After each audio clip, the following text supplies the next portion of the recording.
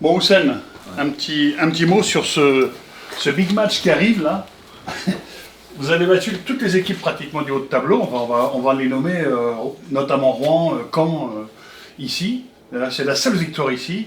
Là, vous jouez Dijon. Logiquement, quand on regarde les stats, on se dit oula, ça va mal se passer. Mais on sait que contre les belles équipes, vous avez des arguments. Comment vous abordez ce match-là? Parce que c'est un sacré client en face quand même. Ouais, c'est une très bonne équipe. On a vu, ils sont leaders. Et on l'a très bien fait contre Rouen. Donc automatiquement, dans nos têtes, on est quand même confiant. Et pourquoi pas, faut le faire. Sauf qu'à domicile, c'est compliqué. Oui, c'est sûr qu'on a eu des matchs quand même compliqués à domicile.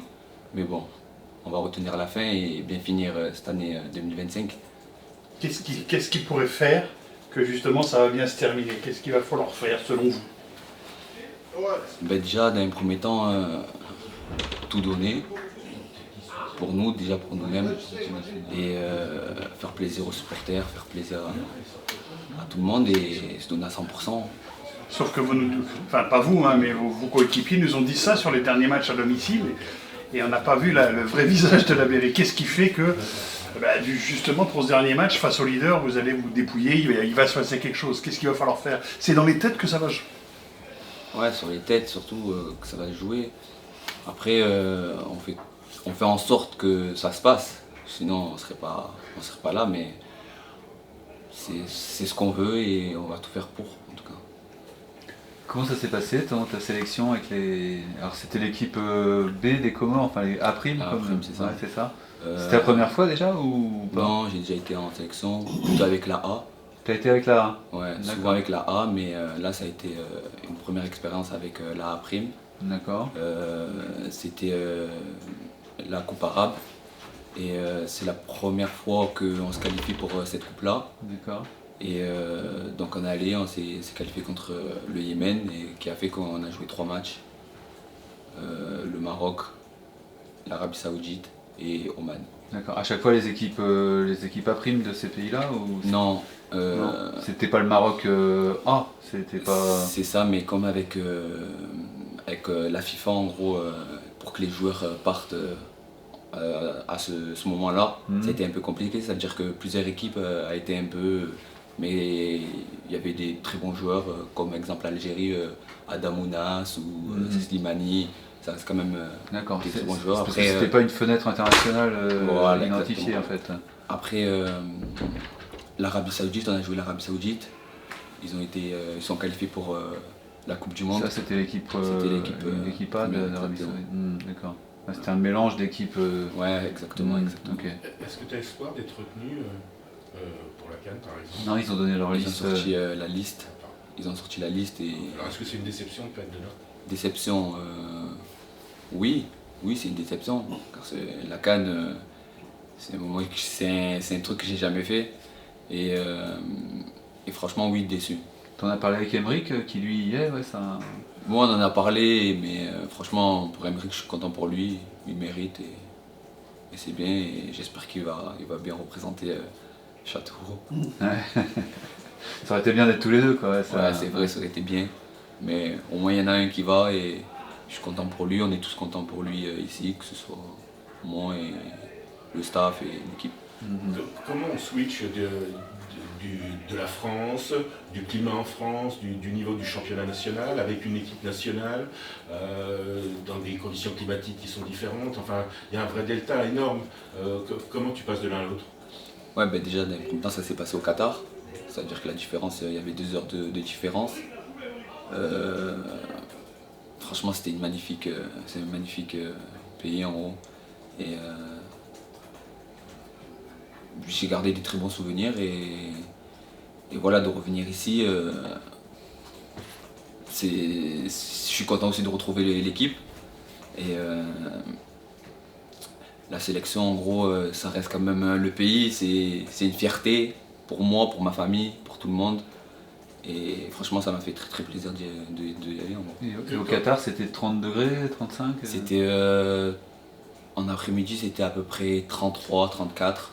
Et le Le soir, ça va, c'était dans les 25, 26, ça veut dire que c'était supportable pour jouer les matchs. Mhm. Puisqu'on jouait à des heures, à 21h30 à peu près, 19h30. Quand tu es en sélection, est-ce que tu te tiens informé de ce qui se passe ici? Est-ce que tu dialogues avec tes coéquipiers? Est-ce que tu as regardé leur match quelque part? Oui, j'ai regardé. Non, j'ai pas regardé le match contre Fleury parce que je jouais à 21h30 là-bas puisqu'il y avait 2 heures de différence.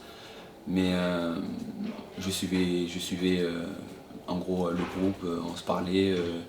Je savais un peu par rapport à WhatsApp, en gros, notre groupe qu'on a, c'est-à-dire que je suivais tout, Vous avez un groupe WhatsApp avec toute l'équipe? avec toute l'équipe. Ouais. Ok. De façon plus générale, le début de saison, qu'est-ce que tu en penses? Et ton acclimatation ici à Châteauroux? Ouais, ici, bon, comme c'est ma première saison, déjà je suis ravi d'être dans ce club, de représenter ce club. On va dire que les 6 premiers mois pour moi où j'ai pu jouer, je pense avoir fait les choses quand même bien. J'ai fait des stats. Après, sur termes de résultats, c'est sûr que c'est un peu compliqué parce que j'aurais voulu gagner plus de matchs. Mais dans ma tête, voilà, on retient la fin. Dans le football, il reste 6 derniers mois en parlant de ce match-là et il va falloir tout donner et bien finir. Le coach, il nous disait tout à l'heure que vous aviez bossé ensemble à Jura Sud, qu'il y avait eu une mésaventure. Alors, il n'a pas voulu nous dire, il nous a dit que c'était à toi de nous le dire ou pas. Je ne sais pas, de nous expliquer un peu ce qui s'était passé, qui a un peu coupé votre relation et vous vous retrouvez ici en fait. Ouais, on va dire que j'avais attrapé une maladie. J'avais attrapé une maladie qui a fait que j'ai dû arrêter le foot pendant 6 mois. Ah ouais. C'est ça. Et après, voilà, quand je suis revenu, voilà, ça a été un peu compliqué mentalement. Et après, j'ai repris le foot, j'ai repris un peu le plaisir de jouer au foot. Quand il m'a contacté, ben, il a cru en moi, en mes qualités quand j'étais avec lui. Et voilà, là, je suis venu ici. Et... C'est cette maladie qui avait fait que tu étais un peu Exactement. plongé, quoi. Exactement. T'es définitivement soigné, c'est bon? On n'en parle plus de cette maladie? Non. D'accord. Est-ce qu'on peut savoir quelle maladie c'était? J'ai eu une infection du sang. D'accord. Ah oui, c'est une saloperie quand même. Ouais. Et maintenant tout va bien. Tout va bien. Contracté sur le territoire français ou Non, sur le territoire français. sur le territoire français? Ok. Un dernier mot sur la deuxième partie de saison, on n'y est pas encore, il y a encore un match là, mais comment tu la vois? On sait que c'est pas forcément toujours facile de bien finir une saison quand on a commencé plutôt de façon correcte. Qu'est-ce que tu en penses? Vous pouvez répéter, j'ai pas... Bon, il reste un match là, mais il y a aussi toute une deuxième partie de saison. Est-ce que tu te projettes déjà sur la deuxième partie de saison, sur le jeu, sur l'ambition de l'équipe? Ouais, c'est mieux faire que la première partie de saison. On sait tous nos erreurs, on sait tous pourquoi on en est là. Et il va falloir faire mieux et de l'année 2026 faire en sorte d'être... Donc quoi vous pouvez vous améliorer par exemple? Dans quel domaine? dans tout, que ce soit l'aspect défensif, offensif, dans le groupe, dans tout. J'imagine que vous avez étudié Dijon, sur quoi de quoi faut-il se méfier, et puis à quel niveau ils sont peut-être prenables? Ouais, c'est une équipe qui aime bien garder le ballon. Dans tous les matchs qu'ils ont eu, ils ont la possession. Donc déjà se préparer physiquement parce qu'on va courir. Et après jouer les coups à 100% quand on aura des chances d'attaquer, d'être bien compact ensemble, c'est le plus important. Et normalement c'est...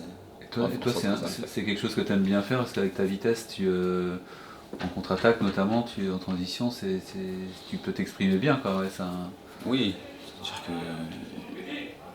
si en fonction du match comment ça va se passer, ça se peut c'est nous qu'on aura le ballon. Ouais. Je peux pas le prédire, mais en tout cas si j'aurai l'occasion ou j'aurai des espaces, je ferai en sorte de les exploiter. C'est clair que ton profil est utile sur ce genre de match où si justement vous n'avez pas le ballon, ce qu'on peut supposer, quand vous le récupérez, toi en contre-attaque, ton jeu explosif peut apporter du danger. C'est sûr, je peux apporter du danger en contre-attaque ou même placé. C'est à moi de trouver les failles pour pouvoir montrer mon potentiel. Le fait de jouer le leader, ça change un petit peu. Il faut respecter toutes les équipes, on le sait. Mais sauf que là, s'ils continuent comme ça, ils vont être en Ligue 2 la saison prochaine. Le fait de jouer le leader, ça fait quoi pour un joueur et pour le groupe? Non, ça donne envie quand on joue une équipe comme ça. Dijon, faut respecter parce qu'ils ont quand même une grande structure. Ça reste quand même Dijon. C'est des beaux matchs à jouer. Et comme j'ai dit, il va falloir gagner. Que ce soit beau ou pas beau finalement, que ce soit une grosse équipe ou pas une grande équipe, on prend les matchs à 100% et il va falloir gagner ce match-là, c'est tout. Mais ils doivent se dire, bah, de toute façon, ce Châteauroux, on va les taper, ils n'y arrivent pas chez eux. Vous leur dites quoi là? On verra vendredi soir, après le match.